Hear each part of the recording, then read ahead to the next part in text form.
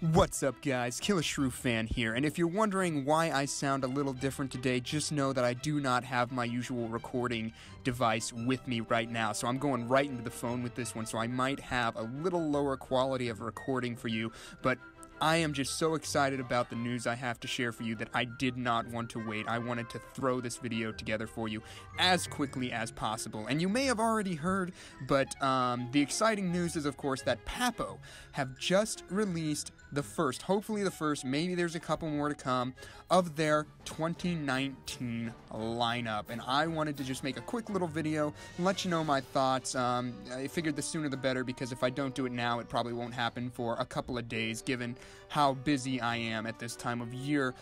So just real quick, gonna rally off my thoughts. So initial impressions are a little bit of a miss for me. There are a lot of repaints, like over half of the dinosaurs featured here are repaints, and that is a little unfortunate.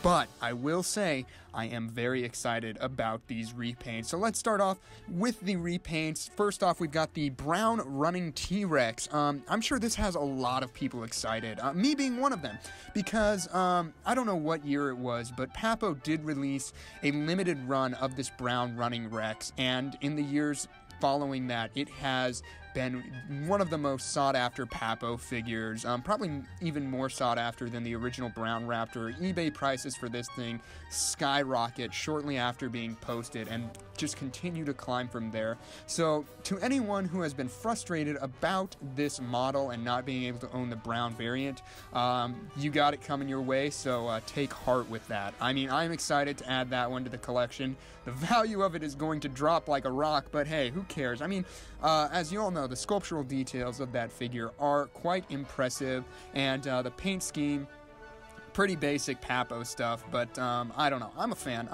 It might be a little different from the brown one. Obviously, the promo images are always different from the final product, but overall, it could be tweaked just a little different, so that the brown one retains how special it is, you know, but I don't know. We'll see in the coming months how that pans out. Next up, we've got the Stegosaurus. This is, of course, a repaint of the original Stegosaurus, and that actually has two variants. This makes a third, and I gotta say, I love the colors on this thing. I love the color scheme. It's reminiscent of the Walking with Dinosaurs documentary. I think that is so cool. I love the blood red colors and the veinings and everything going on in the plates, and then the black markings are just absolutely gorgeous on this model. I think this is the best Stegosaurus that Papo have given us. Of the three variants, this one is far and away going to be my favorite. So really not much else to say about that one. Moving on, we've got the Allosaurus. This one has got me pretty excited too. The Allosaurus is one of Papo's more popular figures, or at least I see a lot of people singing their praises to that one, and it's a beautiful, beautiful figure. The only issue is that the paint scheme is pretty standard for Papo. It's a little drab. This one seems to have corrected that and given us a lot more coloration with this dinosaur. You've got reds on the infamous nasal ridges and going down the back and kind of puttering out just about halfway down the tail, and then you've got this beautiful blue and white speckling going on. Well, I guess it's a blue on the neck and then white speckles on the neck region, then a nice white stripe. This paint scheme, to me, is reminiscent of the male velociraptors from Jurassic Park 3, and also the Velociraptor exclusive variant that they released a couple years back. Both beautiful, beautiful things to pull from. You know, I'm looking at this Allosaurus, and honestly, it looks like they just took the original paint scheme and then added these new colors on top of it. Of course, I don't have anything to cross-reference with it right now. I mean, I could be totally wrong in that, but that's kind of the vibe that I'm getting. Of course, I think it's beautiful, much more eye-catching than their original, and if you don't have the original Allosaurus, I would say maybe hold off and go for this one. I really do like how this one looks. Next up, we have got the more exciting stuff. These are the completely original sculpts that they will be releasing for 2019. First up, we've got a Gorgosaurus. Absolutely love this one. If any of you remember Walking with Dinosaurs back in the 2013 version, they had these beautiful, beautiful Gorgosauruses in that movie. Fortunately, the movie wasn't too great, but the Gorgosauruses were awesome to watch. I absolutely, the only reason I go back to that movie is for the Gorgons.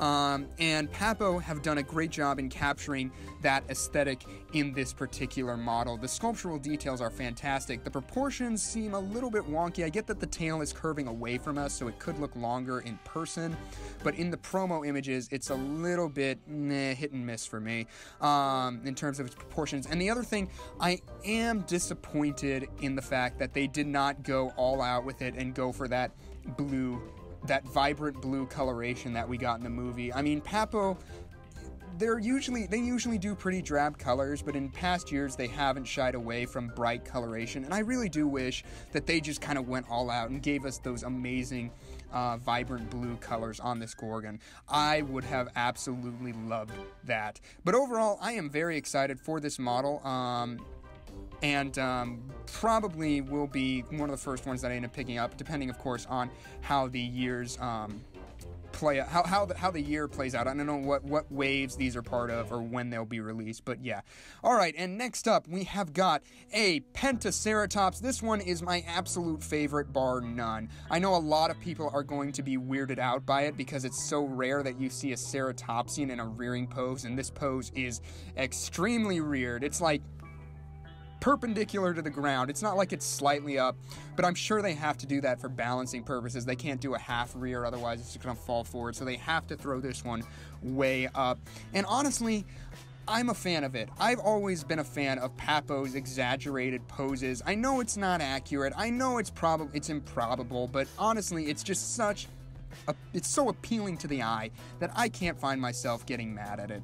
That's probably just me, but that is definitely where I'm at with this model. In terms of its sculptural details, the pictures here aren't the best quality, and I apologize for that. I'm going off of the first images that have been released. I'm sure more high-quality pictures will start trickling out in the following days, maybe even hours after I post this video. Who knows? But there was a teased, leaked picture, a couple from, I don't know, I only found it like a couple days ago, but it was a close-up on the head area, and it is absolutely gorgeous. The sculptural details are awesome, and I love the paint scheme on the head.